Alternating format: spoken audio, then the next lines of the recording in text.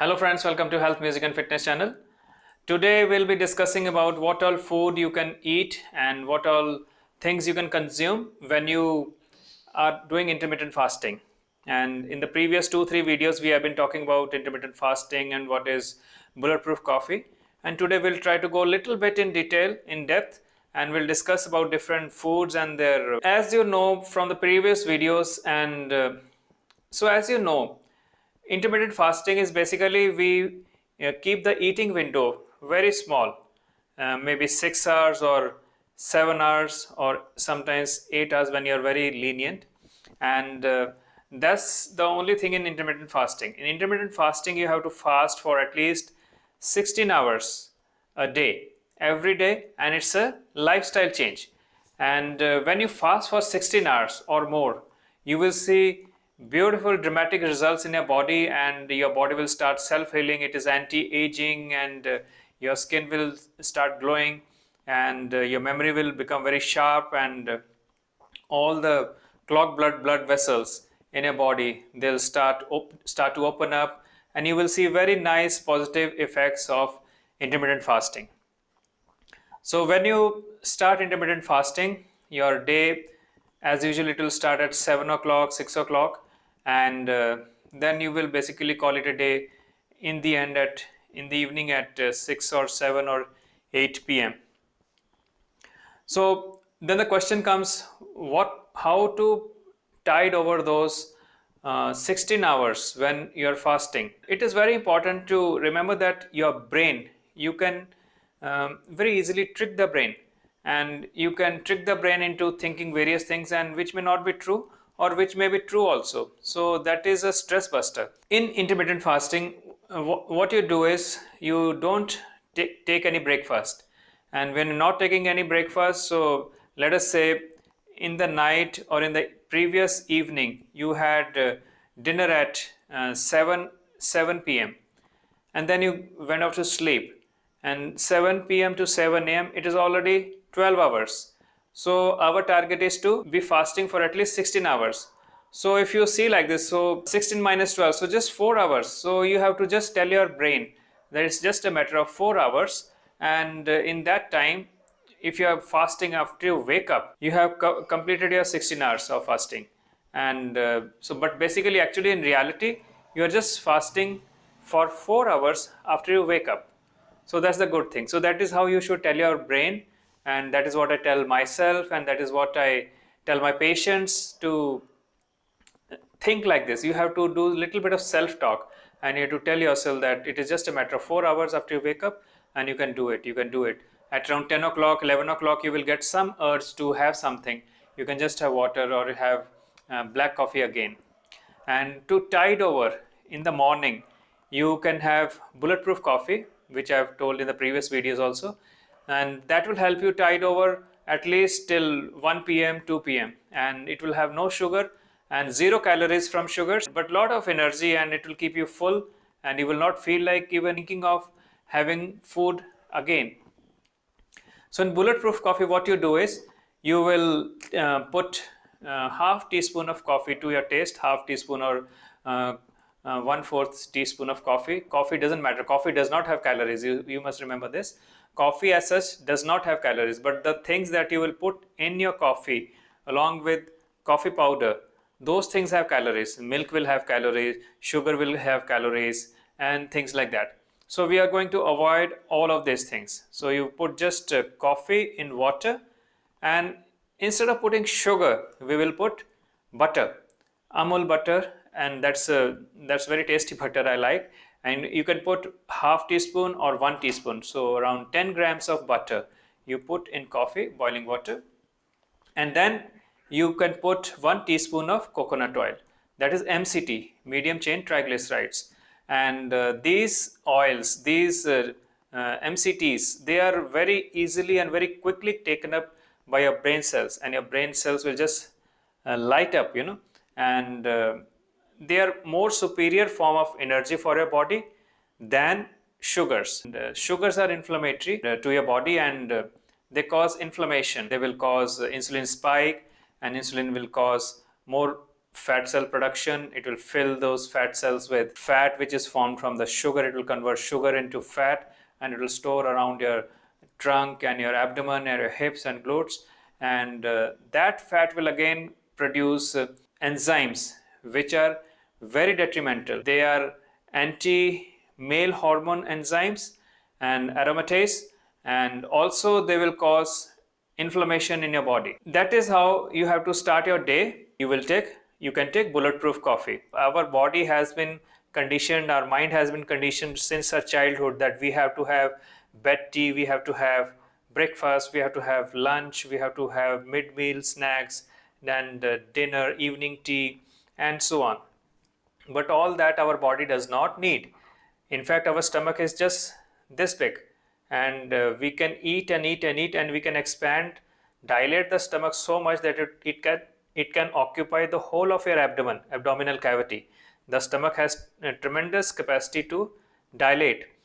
So, but our stomach by default is just this much in size, and that's all you need to be eating throughout the day to stay healthy and alive and alert. And always remember, eating is good, eating will heal you also, but if you eat more than what your body needs, it will create illness. You will become sick, and like we see every day, like the whole world is suffering from obesity epidemic. It's not epidemic, it's pandemic. And even in context to COVID-19 pandemic, like lot of studies have been done, and they have seen people who have been obese, they have more chances of going on ventilatory support, and they have more of respiratory problems and sleep apnea and other problems when they're suffering from COVID-19 infection. And the morbidity and mortality is definitely more in obese patients from COVID-19 infection compared to those who are not obese. So what is good about intermittent fasting is it is good for everybody, and no matter whether you are obese or you are not obese, but intermittent fasting will work wonders. So what is the effect of coffee in Bulletproof coffee in the morning on our body? So first thing is coffee, and it has caffeine. It will keep your metabolic rate little high, and it will also keep your mind very fresh and alert. These are the effects of caffeine. And you will feel a little blissful feeling in your mind, and you won't feel fatigued very easily, and it is anti-fatigue. And in fact, many of the runners and marathon runners and people who go to gym, they use pre-workout shakes in which there is caffeinated drinks are there. They will have that, and that numbs their body towards pain. The pain response is blunted, and they can exercise more, they can do more reps, they can do more sets, and their workout goes a little further than what they would have been able to do had they not taken. Then coffee and caffeine, so they will have theophylline, theobromine, and caffeine. So they have little sympathomimetic effect on the respiratory system also, and on the cardiovascular system also. So what happens is your bronchioles will dilate a little bit, and a little bit of extra diuresis will happen, and that is a very good effect on the body, and you will feel very good. And that is another positive effect of coffee. This is in the morning. So when you wake up, you have this coffee, so around 6 or 7 a.m., and then you are fasting. You can have water, nothing else. Okay, so at around 1 o'clock, you can break your fast. That is why we call it break fast. So when you break your fast at 1 p.m., at that time you can have boiled eggs, or you can make any preparation of eggs. You can make omelette in butter. You can use butter instead of oil, and if you have desi ghee, use desi ghee instead of butter. So that's the best. We should avoid dairy products, and butter also comes in that only, but it is much better than having any other type of hydrogenated oils or oils containing. Butter is any day better than any regular oils like dhara, refined, and other forms of oil which we use. And they will have trans fats, and trans fat is something it will get absorbed, but our body does not know how to get rid of it, and it is associated with malignancy formation. So at 1 p.m. you can have boiled eggs. You can have 2 boiled eggs, or you can have 1 egg yolk and 4 egg whites, or 5 egg whites, or 6 egg whites. Egg whites, they will have no limit. You can have 5, 10, 15, 20 eggs also, because the protein requirement of our body is, if you are not exercising, just to maintain what we have, the protein requirement is 1 gram per kg of body weight. So let us say an average adult, like I am 65 kilos. So take an average adult of 60 kilos. So 60 grams of proteins a 60 kg person will need who is not exercising. But if you are exercising, your protein requirement increases because you have to make muscle tissue, and for that protein is needed, amino acids are needed, and other macronutrients are needed, vitamins are needed. And for that, your protein requirement will go up to 1.5 to 2 grams per kg body weight. Person weighing 60 kilos, and if he's doing gym and he's hitting really hard and lifting weights and doing deadlifts and all, so he will require 120 grams of protein. So now you calculate, and 1 egg has around 6 to 6.2 grams of protein, and this will depend on the size of the egg and the quality of the egg. So some eggs will have 5.9 or 5.9 grams of protein, or 6 grams of protein, 6.1, 6.2, depending on the size of the egg. But on an average, we will take 6 grams of protein in 1 egg. Then in the egg, there is egg yolk and egg white. And egg yolk will have around 2.8 grams of protein, and egg white has little bit more of protein. It will have 3.2 grams of protein, something like that. But for calculations, we'll keep it 3 grams of protein in egg yolk and 3 grams of protein in egg white. And egg yolk has a lot of cholesterol. It is a healthy cholesterol. It will lower your LDL also, which is the bad cholesterol in our body. You can have 1 egg yolk, or if you're exercising, then it's okay. You can have 2 egg yolks also. But egg whites, there is no restriction, because you multiply. If there is 3 gram of protein in one egg white, so you need 20 eggs to make it 60. Okay, so 20 we can never have. We'll develop bloating and other things like that. On a technical side, you can have as many number of eggs.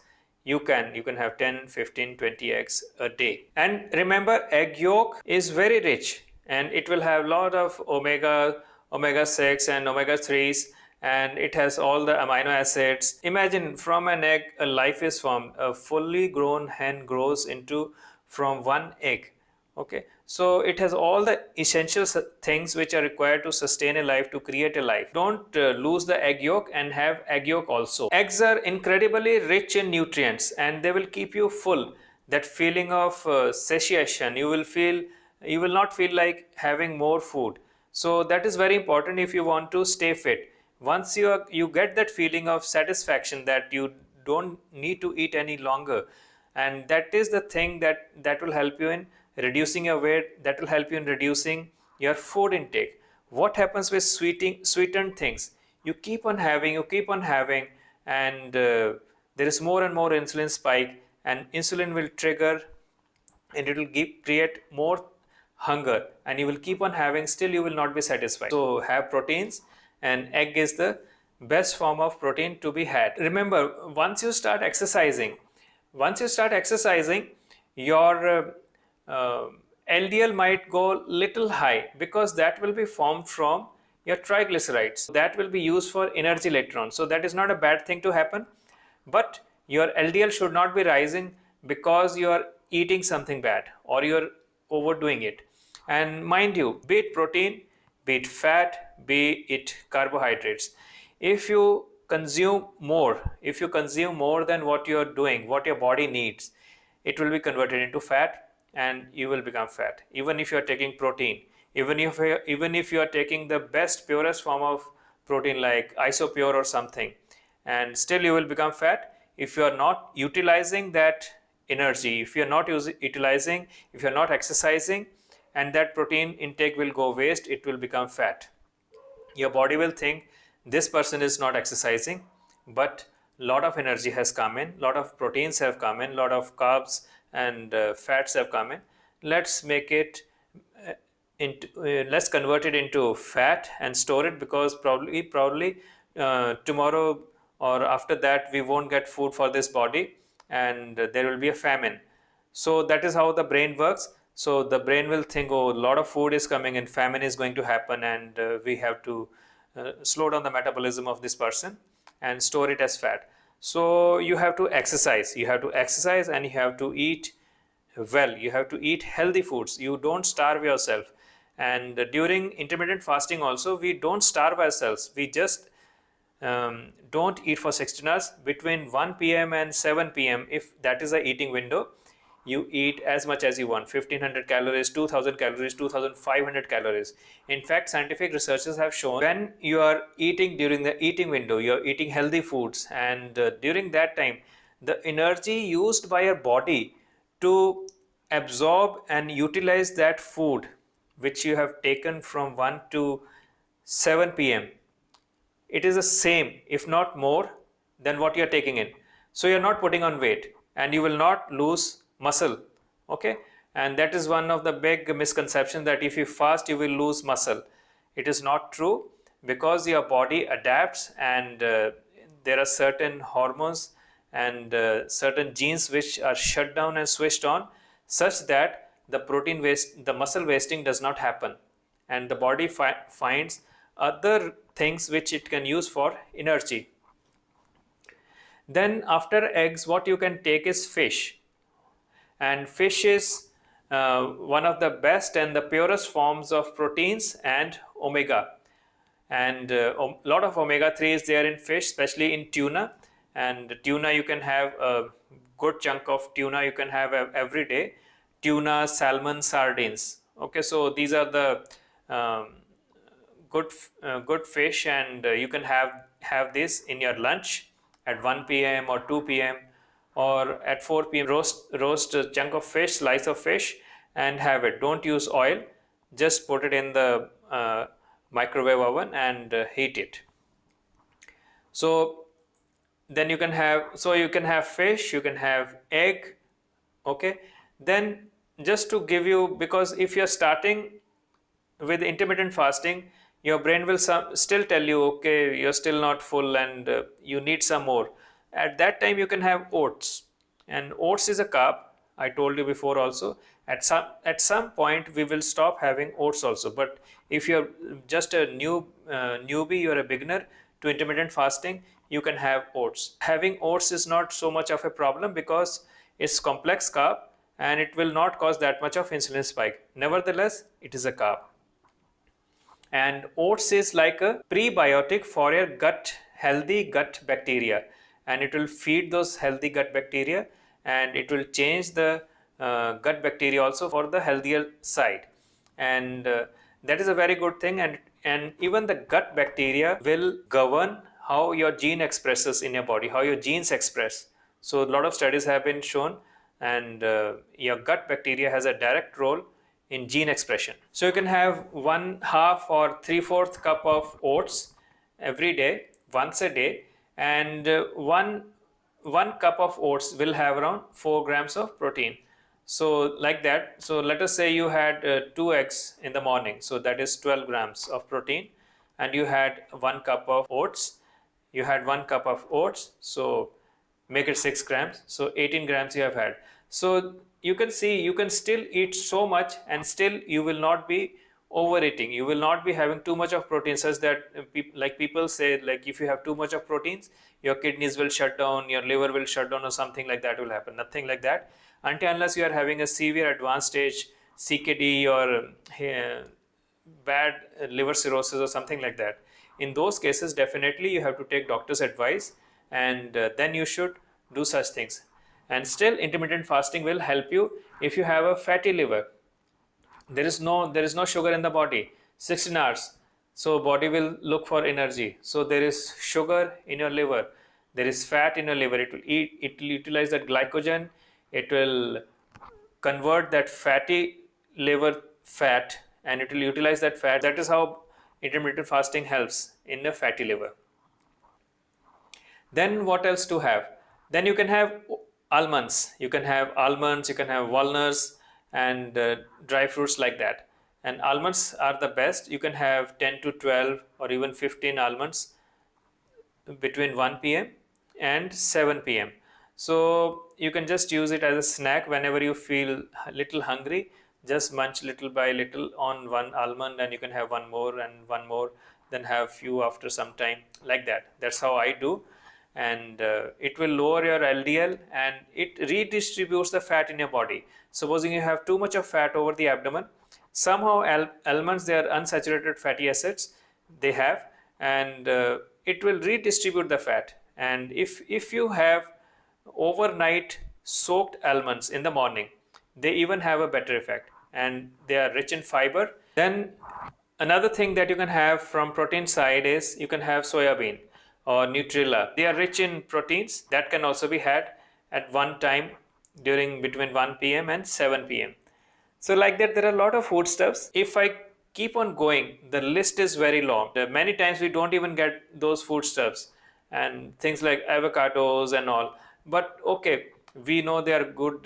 They have good fats, and people have it. But if you see general population, you don't get avocados everywhere, and it's not within the reach of every person. So I'm just telling you what I do, what normally people do, and it works. It worked for me. I was 104 kilos and now I am 65 kilos, and I couldn't even do a half push-up, and now I can do 64 push-ups, and I can run a full marathon, 42.2 kilometers. Yes, I know you are saying I'm boasting. Yes, I'm boasting because I feel very proud of my achievements. And not everybody can run a marathon. Only less than 1% of total Earth's population, they are marathoners. And marathon running is not just purely a physical activity. It is mind over body. I will make another video on this. How I finished my marathon when I had a fractured ankle and I thought I had really torn my other Achilles, and that was in the beginning of the marathon when it just started, standard chartered Mumbai marathon. And I thought I will not be able to finish it, and I had flown from Andaman and Nicobar Islands to Chennai just to run the marathon, and next day I was back, and that was the craziness. And but I finished the marathon, and still that torn tendon pain vanished after the marathon. So that's another video which I'll be making. So then another thing what you can have is you can have peanut butter, but mind you, peanuts, from that peanut butter is made, and you will get it in any mall and grocery store. You will get peanut butter. So just have a scoop of it, and you can have at 1 p.m. and another one you can have at 4 p.m. like that. And but don't spread it on bread and have it. Bread is the worst form of sugar. Remember, never have bread. Roti is sugar, chapati is sugar, rice is sugar, idli is sugar, bread is the worst form of sugar. So you will have to say bye-bye to these things. It's a sacrifice, but it will be worth it once you realize that your pants are falling down and your dresses have become very loose and you need tighter dresses, and now you will think you will look good in a t-shirt, and because all the fat is gone, and it will be worth the change. You just try, and the feeling of high is so good once you start losing weight, and you want to continue it. Then another thing you can have is you can put cinnamon. You can have tea in at 3 o'clock or 4 o'clock, whichever. Add cinnamon in your tea, and that will help you lose further more weight. Then you can have cheese slice. Cheese is 50% protein and 50% fat, and it is one of the best stomach filling foods which you can have. And you can just roll a cheese slice and munch it like you have chocolate, and that's the best way. And again, never apply it on bread and then have it, otherwise that will defeat the purpose. So similarly at 7 p.m. Now see, I said 1 p.m. and 7 p.m. It's not necessarily like Dr. Robert said 1 p.m. and 7 p.m. you have to have lunch and dinner. No, between 1 and 7 you can have, and if you don't feel like having food again at 5 or 6 or 7, don't have it. Start your fast at that time. Okay, and your aim has to be to narrow the eating window. So make it 2 p.m. to 4 p.m. People do it. People have food only once a day, and they are always high.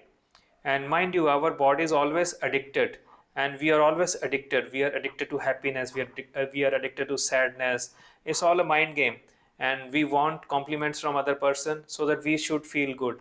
We give our power of happiness into the hands of other people. If somebody says something bad, we are so conditioned, our brain is so conditioned that we think somebody had said something bad, we have to feel bad.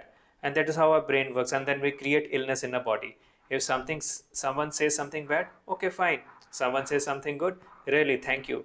So that way, don't absorb the energy of the other person if you think that will detrimentally affect you. So you have to narrow down the eating window. And our body is addicted. Our body is addicted to alcohol. Alcoholics, why they can't stop alcohol intake?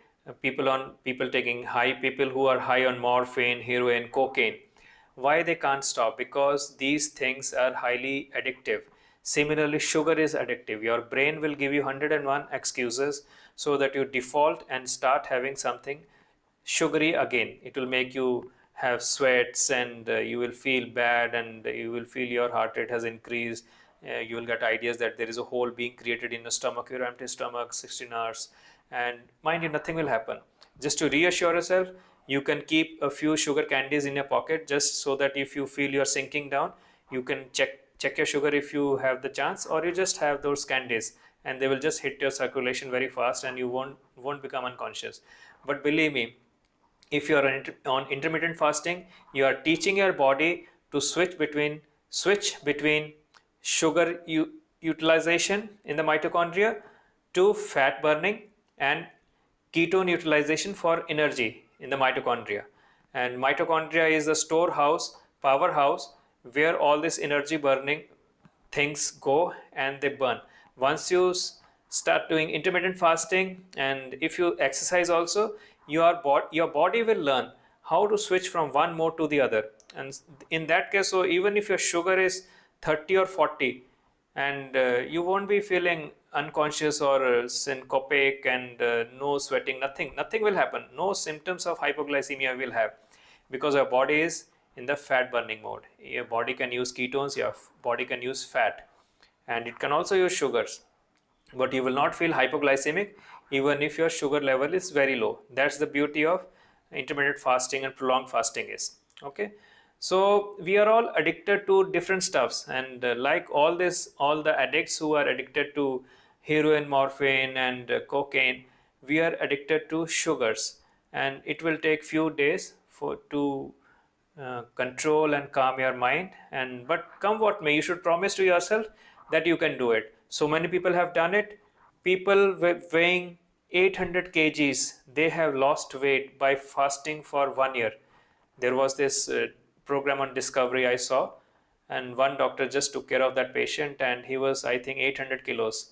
And his fat stores lasted more than 1 year, and he just had vitamins and supplements so that he doesn't become uh, deficient in those things, but he never had anything other than water. So it's doable. Okay, so we have to cut down the sugars. Then what else you can have? Then you can have blueberries. Okay, blueberries, they are rich in phytonutrients, and they will have lot of antioxidant properties. And you can have few, one or two or three or 10 blueberries, and they have very little sugar. They are sugary, but they have very little sugar. Then you can have beans. Then in beans, you can have rajma or chane, and lentils, you can have all these. And they have good amount of proteins, but they're mainly carbs. Macronutrient wise, they're carbs, but they have good amount of protein. So you can have it, and they will give you a lot of fiber, and it will keep you full. You won't feel like eating too much after that. Then cruciferous vegetables, so cauliflower and all those things you can have, and you can make vegetables. And mind you, none of the green leafy vegetables, they are contraindicated in intermittent fasting. You can have them, and the only thing is, our body is not made to digest all these things effectively. That is why you must have noted, when we have carbs, whenever we have vegetables, we have a lot of bloating, and that's a big problem, and you will have foul smelling bulky stools. And that is because there is not enough breakdown of carbs in our intestine. But if you have a non-veg preparation, if you have chicken, your intestine is very much at peace.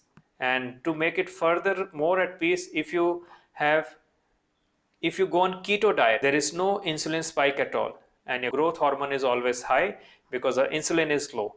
And in that case, you will have maximal effect, positive effects on your body. Then you can have avocados, you can have asparagus.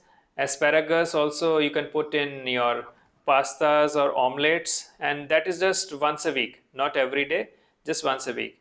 Then in citrus fruits and sweet potatoes, and certain herbs and spices. So all these things you can have, but mind you, in the end, you should ask yourself a question: what do you really want? If you have watched The Secret movie by Rhonda Byrne, in that Bob Proctor says, what do you really want? So don't say ki, okay, I have 1 p.m. to 7 p.m. eating window, I will eat as much as I can. Dr. James said so. No, your aim should be to eat as less as possible. You will have very, very good effects.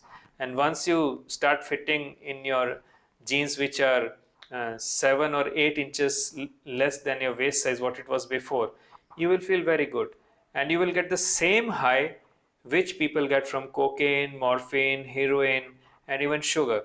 Basically, when we have these things, something called as dopamine, oxytocin, endorphins, they are released in our brain, and these hormones are very powerful, they are very addictive, and you will feel very good.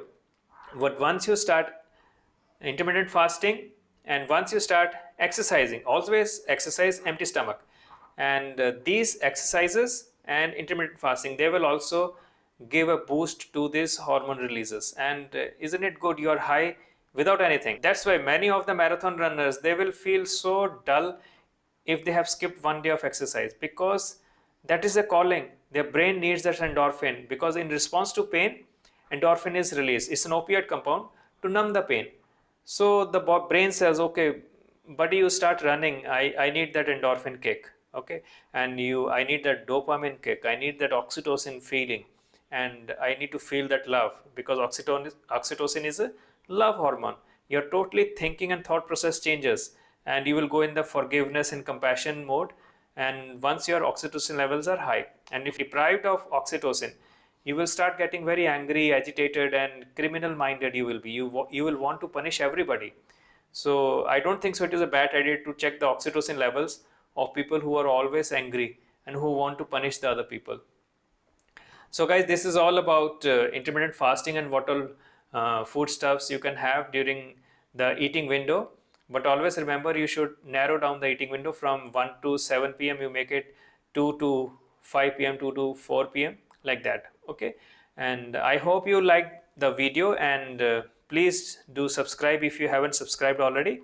And also watch the other videos, share the videos with your friends, comment on them. If I have missed something, please do write. I will make another video, and hit the bell icon so that you can be reminded of the subsequent videos when we upload. And soon we'll be starting live lectures also, and we'll be live streaming soon. Thank you so much. God bless.